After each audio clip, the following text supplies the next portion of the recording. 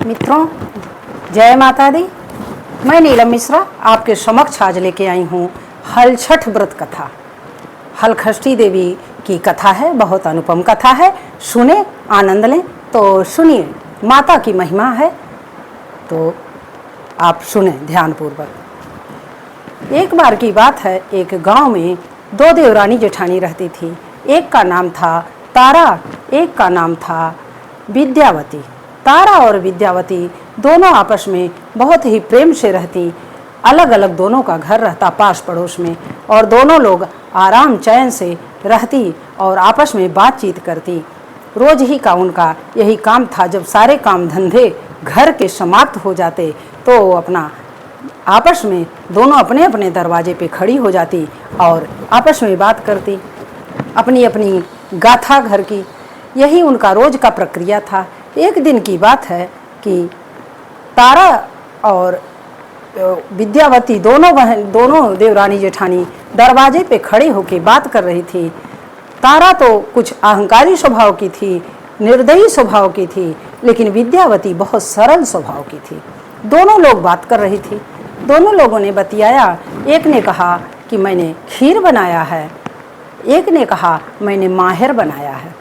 दोनों ने कहा मैंने आंगन में बहन रख दी हूँ, ठंडा हो जाएगा फिर खाऊंगी। दोनों लोग यही आपस में बतिया रही थी। दरवाज़ा खुला हुआ था और दोनों लोग बात में इतनी मशगूल हो गईं कि उन्हें खबर ही नहीं रहा कि दरवाज़ा खुला हुआ है। और दोनों के घर में एक एक कुत्ते गए और इसका माहर खा लिया और उसका खीर खा लिया। दोनों खाने लगे। जब खटर पटर की आवाज़ होती है तो दोनों देवरानी जेठानी अपने अपने घरों में भागती हैं। आंगन में देखती हैं कि कुत्ता खीर को जुठा रहा, कुत्ता माहर को जुठा रहा। अब तारा तो बहुत निर्दयी थी। तारा ने उस कुत्ते को इतना मारा कि क्या कहें। किसी भी जीव को इतना निर्ममता से नहीं मारना चाहिए। कुछ तो मानवता होनी चाहिए, कुछ दया होनी चाहिए आपके अंदर, कुछ करुणा होनी चाहिए। जीव तो हर जीव है, सब में परमात्मा है, सब में वही हम ही आप हैं। शरीर उसको अलग मिला है, इसलिए इतनी निर्ममता किसी जीव के प्रति ठीक नहीं है। तारा ने इतना मारा कि वो कुत्ता लंगड़ा होकर के और खूब मारी कमरा बंद करके, और वो बेचारा भागा किसी तरीके से। और इधर विद्यावती क्या हाल है। विद्यावती सरल स्वभाव की, दया करुणा वाली महिला, उसने देखा कि कुत्ता ने खीर जुठार दिया तो विद्यावती ने कहा कि चलो कोई बात नहीं, तुम्हारे अंश का था, तुम ही खा लो भाई। और उसने अपना खीर जो है ले जा कर के वहाँ बाहर डाल दिया। कहा तुम्हारे अंश का था, तुम ही खा लेना, कोई बात नहीं। उसने अपना बर्तन साफ करके रख दिया, कुछ नहीं बोली। जब दोनों कुत्ते आपस में मिले, दूसरे दिन शाम को मिले तो मिले हैं तो बतिया रहे हैं कि उसने कहा कि मैंने तो आज मेरा पेट भर गया आराम से, मैं बहुत सुखी हूँ, बहुत अच्छा मुझे माहर मिला खाने के लिए। और दूसरा कुत्ता कहता है मेरे तो सारे शरीर में दर्द है, बहुत ज़्यादा दर्द है, मैं लंगड़ा हो चुका हूँ। उसने कहा क्या बात है, कैसे लंगड़े हो गए, कैसे इतना कष्ट तुम्हें मिला। उसने कहा कि अरे जी, इसके घर में मैं घुसा, खीर खाने की, माहर खाने के नाते मुझे इतना मारी कि मैं बहुत आहत हो गया हूँ, बहुत अस्वस्थ हो गया हूँ। और मुझे तो इतना दुख हो रहा है कि अगले जन्म में इसका बेटा बन के जन्मूँ और इसे तिल तिल के मारूँ, मैं इसको इतना प्रताड़ित करूं कि मेरा सारा जितना इसने कष्ट दिया है मुझे, उतना ही कष्ट मैं इसको भी दे दूं। यह सोच रहा है, ये बतिया रहा है कुत्ता। और ये दूसरा कुत्ता जो विद्यावती के घर में गया था, उसने कहा नहीं, मैं तो जिस घर में गया था वो इतनी अच्छी हैं, इतनी अच्छी नारी वो हैं कि इतना सद्विचार है, इतनी दया है, इतनी करुणा है उनके अंदर कि मैं तो निहाल हो गया। मैं तो यही सोच रहा हूँ कि हे भगवान, अगला जन्म मुझे अगर मिले तो इनका पुत्र बन के मैं पैदा हूँ, इनका पुत्र बन के हूँ, जिससे मैं इनकी सेवा कर सकूँ। ऐसी देवी का यह सौभाग्य मुझे प्राप्त हो, भगवान से मैं नित्य प्रति प्रार्थना करूँगा। अब दोनों की तो हमारे अंदर जो भावना से निकाला गया प्रार्थना भगवान जरूर सुनते हैं। अब दोनों कि प्रार्थना भगवान ने तो सुन लिया। सबके कर्म अपने अपने साथ जाते हैं, कर्म ही का फल मिलता है हमें इस संसार में।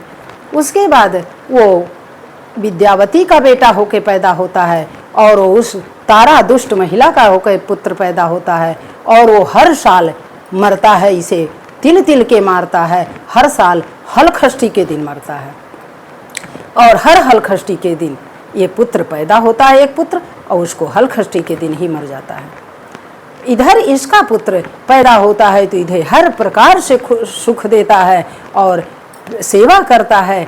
ये नहीं कि इसे दुख दें, इसके भाई अच्छे कर्म का नतीजा है। उसके बुरे कर्म का तो यहीं पर तो बेटी बेटा सब बदला लेने के लिए आते हैं, सभी जीव यहाँ बदला लेने के लिए आते हैं, इसलिए हमें अच्छे कर्म करना चाहिए।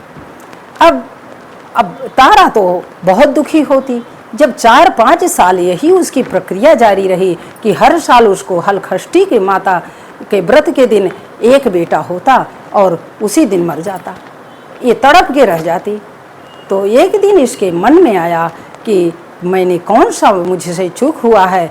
मैंने छठ माता से उसने प्रार्थना किया, छठ माता से प्रार्थना करके कहा कि हे माता, कौन सी ऐसी मुझसे चूक हुई है जिसके कारण मेरा एक पुत्र पैदा होता है, हर साल मर जाता है। 5 वर्ष ऐसे बीत रहे हैं, 5 पुत्रों की माँ बन चुकी मैं, किंतु कोई साथ नहीं है। कौन सा ऐसा दुष्कर्म किया है? तो माता एक महिला के रूप में, एक बूढ़ी माँ के रूप में आती हैं और कहती हैं कि रे दुष्ट महिला, अपनी आदत को सुधार, अपने कर्म को सुधार, सबकी सेवा कर, सबसे अच्छा बर्ताव करो, यही कर्म है इस संसार का। मनुष्य रूप बड़े मुश्किल से मिलता है और जब यही तुम्हारे कर्मों का नतीजा है जो कि तुम्हें इस तरीके से प्रताड़ना मिल रही है।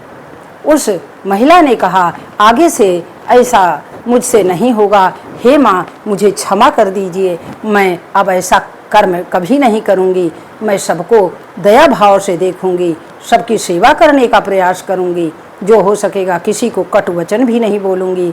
तो हे माता, आप अब ऐसा ना करें।